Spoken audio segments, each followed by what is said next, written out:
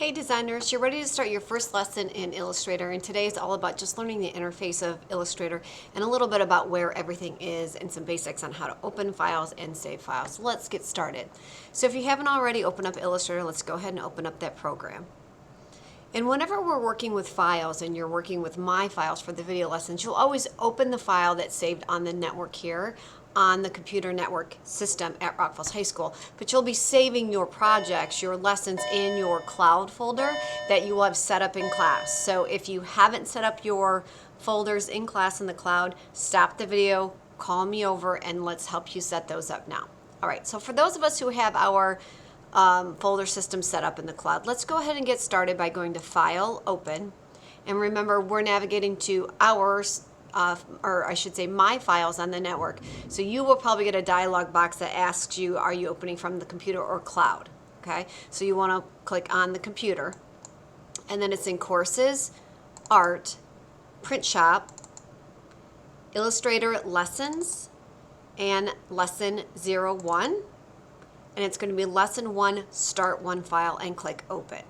So stop the video, locate this file now. All right, now that you have this file, let's go ahead and save it in our cloud. So let's go to File, Save As.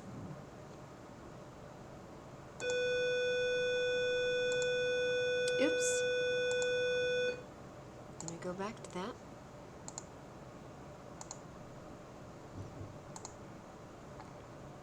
It should prompt you guys to go ahead and ask you if you want it on the computer or the cloud. This is the first time I'm saving in the cloud, so that's why this came up for me. I'm going to put this in my lessons folder, and we're going to name it with our first name. So mine is Heather, and we're going to call it Lesson 1 with no spaces, and click Save. So now that should be saved in your folder. Remember that these documents are going to save automatically, just like a Google Doc. And we're going to talk a little bit about that and how it relates to undoing changes before you close later in the lesson. All right, so let me just double check my notes here, make sure we're getting through everything.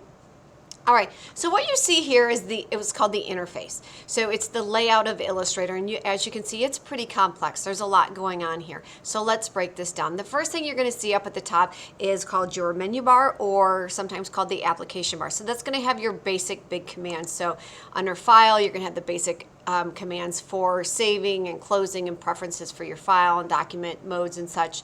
And then we will break these down a little bit more as we go through. Okay, but just if I say the menu bar or the applications bar, this is what I'm talking about at the top. The next row underneath is your control bar. And your control bar is specific to the tools that you are using. So if I click on a different tool, you're going to see I may get some changes to my control. There we go. It was just a little laggy.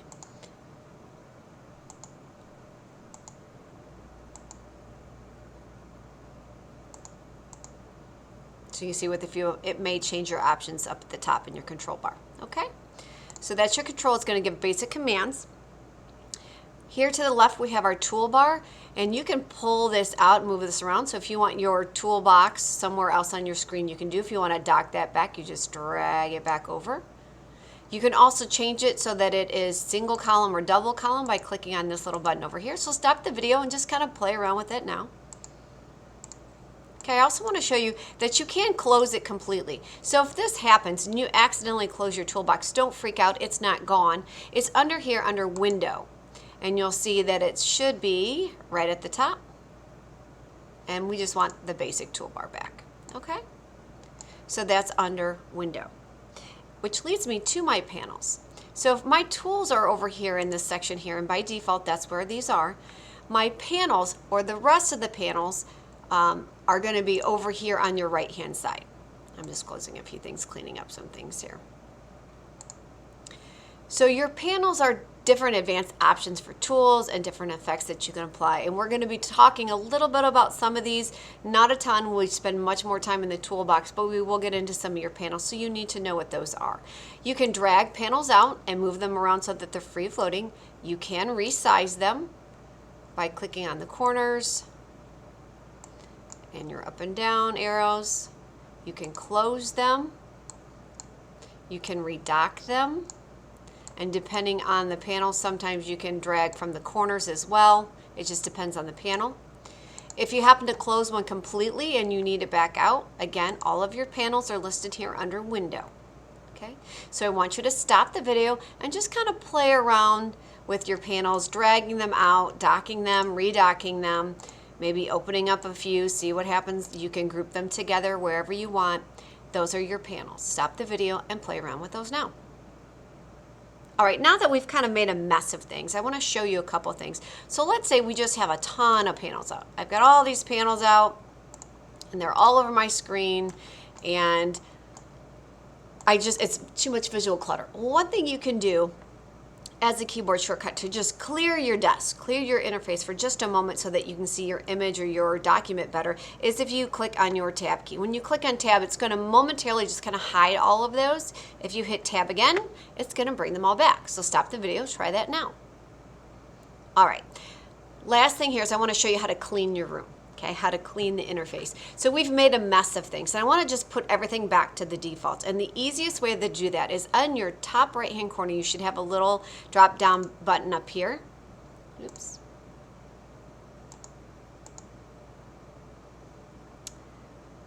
And oops, hold on one second.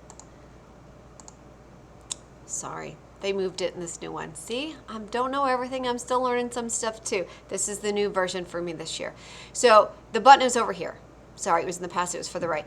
This little button here, this is your interface button. If you click on Reset Essentials, it's going to put everything back to the way they should be. Okay. So again, I'm just going to show you that's here. This is under your workspace icon if you hit Reset Essentials. So stop the video, try that now. All right, you might have noticed in here there is where new workspace and managed workspaces. So if this was your computer at home, you could save presets for your workspaces. If you want to try that, you can. So if you click on new, it may let you. So if you have a certain interface layout that you really like, you can give it a name. You can say Heather First Hour. It may or may not let you save that in there. If it does, see, there you go. So we can put that back under. So you give that a try. See if it works. If it doesn't, not a big deal. Most people won't save their workspaces. All right, so we've got our file open here. We've learned how to reset essentials. We've dragged our panels around. We know where some basic things are. So let's start talking about the artboards. So this area here is what's known as your artboard area. You will see I actually have two artboards. So Illustrator is really unique. It's almost like you can have files embedded within files. What they are is they're pages. Okay, so in this document, I have two artboards or two pages. We call them artboards in Illustrator. And your Illustrator file can have one artboard or can have many artboards. And you can view them in different ways. So you'll see if I have multiple artboards open, I can use my scroll on the bottom and on the right. I can also use my arrow keys to advance back and forth between my artboards. So I'm just clicking on the buttons. I can also view them differently. So if I go up to view and then I can go fit all in window, it's going to show both of my artboards. If I go to view, I can fit one artboard in window, and that's where I can change it here. I have two artboards. So I'm just showing you the different ways you can scroll through your artboards. All right. And if you want to, you can even change how you view your artboards if you have them side by side. It just depends on how many artboards you have. So if I have 4 artboards, I can tile it in different ways. Right, so these are just some fun options for some more advanced students if you really want to dig deeply into those. All right, let's go back to our toolbox for a second. So I'm going to go back to my view, fit all in window. I want to see both artboards here. And I'm going to drag my toolbox out. You can drag it out or leave it where it is. That's totally up to you. And I'm going to make mine double columns. All right, so with your tools, some tools have a little white arrow underneath. What that means is it's a drawer. And if I click and hold, that drawer is going to pop out and there's actually more tools underneath. All right, so I want you to stop the video and I want you to practice pulling out some of those drawers. You'll also notice if you drag all the way over,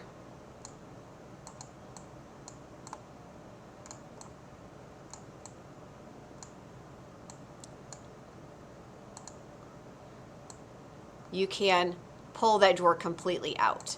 It's a little tricky to do, so I'm going to kind of show you again. If I click and hold, and then you click on the arrow that's to the right, it will make it a free-floating drawer, and I can literally pull that drawer completely out of the toolbox. If I hit the X, it's going to put it back in the toolbox here. Okay. You'll also notice if I hover, I get the tool's name and the keyboard shortcut for that tool. So if I'm telling you in a video to grab the selection tool, you're not sure if you have the right one. If you let it hover, it will tell you what that tool's name is. All right. Stop the video and just play around with your toolbox just a little bit now. All right, like I said, remember if you accidentally close your entire toolbox, it's there in window. It's going to be up here at the top. Notice your control panel and your toolbar panel, they are kind of separated out from the rest of the panels because those two are very special. Toolbar is the one that's always going to be on the left. That control is this one that's always going to be at the top. And they're so important that they kind of have their own little section. Okay, so I'm going to pull my toolbox back out and I'm going to dock it back over to the left. Now, if you've really made a mess of things, let's reset that. Reset back to your essentials, okay? All right, let's start playing around a little bit. So the first tool that I want to show you in this lesson is the zoom tool. So let's go ahead and find that tool. It's towards the bottom of your toolbox. It's right above something called your fill and stroke option that we're going to get into later. So I want you to grab the zoom tool, and it works just like it sounds. If I click on my image, I can zoom in. I can use the scroll on my mouse to move around. I can also click and drag in and out. That's an easy way to zoom in and out. All right. I can also zoom out by holding down my Alt key and clicking. If I hold down Alt, you'll see you get a little minus sign in your zoom tool. And if I zoom all the way out, I'll see, oh, I even have stuff outside of my artboards out in the virtual desktop space. Okay? Which is another nice option with Illustrator that you probably haven't worked with in other programs. So that's zooming in and out with your zoom tool. You can also go up to View, Zoom in, and Zoom out. Right. Go ahead and grab your zoom tool, and I just want you to zoom in just a little bit. You'll notice when you zoom in, your percentages change down here in the bottom left. So as I zoom in, obviously that number is getting larger. As I zoom out, I'm zooming back out. Okay, so zoom in somewhere on your document, and then we're going to grab a different tool here, and that is in the same drawer with the zoom tool. It's your hand tool. So once you click on that hand tool, if I click and drag, it's going to move me around inside. It's going to my viewing for that artboard. Okay.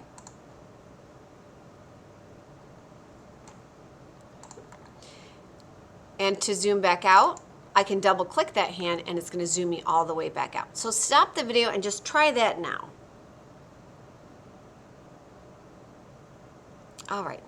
The last thing I want to do is I want to take my hand tool, I want to move in, and I want to come into this apple section right here. Okay? And we're going to grab a new tool called the selection tool. It's this black tool here. Before we do anything though, I want to show you how Illustrator works and how it creates objects. So we're going to go up to View, and I want you to click on Outline. When you do, it's going to make all of the color disappear. And you're actually going to see the outlines of all the different objects that is in this design. So if I look closely here to my apple, I can see there are a lot of different objects. If I zoom in really tightly, I'll see I have a ton of different objects here. So the way that Illustrator works is it creates shapes with paths. And when you start building up really, really complex designs like this one is, you can end up with a lot of objects that make up a larger drawing or design. And sometimes it's hard to see the different pieces. So if you go to View Outline, that's an easy way to see where everything is, especially things that sometimes get buried underneath of other objects. Okay? To turn it all back on so you can see your color, you just go back to View. But this time, instead of going to Outline, you're going to go to Preview. And that will put you back. Okay? So again, I'll show you Outline, Preview. Outline, Preview. All right, stop the video and try that now. Okay, so come on over to your apple, and with your selection tool, I want you to click on this dark green apple here. And you're going to notice that when I click all of the objects outlines, they become active, they become blue. That just tells me that's the active object. But this one is grouped here, and we're going to go deeply into grouping later, but for right now I'm just going to show you a quick keyboard shortcut so I can show you the fill and stroke today. So we're going to right click and we're going to go to ungroup. And then we're going to click the gray space outside of the apple. So stop the video and try that now. Okay, so now if I come across to my apple and I just let it hover, notice it's outlining with the blue outline the different objects that I can select. It's showing me all those. It shows me which one I'm going to select. So let's hover over this dark shadowy green and click. That object is selected. Once I click on that, notice my foreground fill color changes to that dark green. If I wanted to change that color, I could change it one of two ways. I could click up here in the options bar and pick the colors that are in the library. I can even load other color libraries. Okay, and we'll have lessons on this later. So I could change the color here. Or if I don't have a specific color in mind that I have to find the code for, I can simply double click on that foreground color and I can pick another color. And it's going to change that color. So that's the foreground color. The stroke is the outline of an object. If I want to change the outline color, which right now it has a red line through it, which means it has no stroke, it has no outline. If I wanted to put an outline on it, I could click on here and add an outline. Or if I wanted to change it here, I first have to click on the stroke option to make it on top of the fill color. And again, I can double click and I can pick a color. All right, so stop the video and try to change the fill color and the stroke color of this apple. Okay, the last thing we're going to do is I'm going to show you how to undo. So you have a couple different options for this, but for this video I'm going to show you the easiest way, and that is edit, undo. Edit, undo will go back one step. If I do it that way, edit, undo again, we'll apply the next. So I can keep going back to edit, undo. A keyboard shortcut is Control-Z. So you can keep going back in time. And that's really important because I want you to go back in time to where your apple is green again. Okay, so keep hitting edit, undo, or Control-Z to go back in time. This is really important because if I were to save this document and bring it back up, those changes have saved. So once you close it, save. So make sure you don't close a document if you're not 100% happy with your changes that you've made. All right. The last thing I want you to do is I want you to have some fun until the end of the hour, and go ahead and of these different objects, let's ungroup our apple and change your colors. That's all I want you to do today, either through one of the methods, find some colors that you like and just have a little fun. If you want to put outlines and strokes on this green apple, you can do that as well. All right, congratulations on lesson 1. We're going to get into more creative things in the next lesson, lesson 2.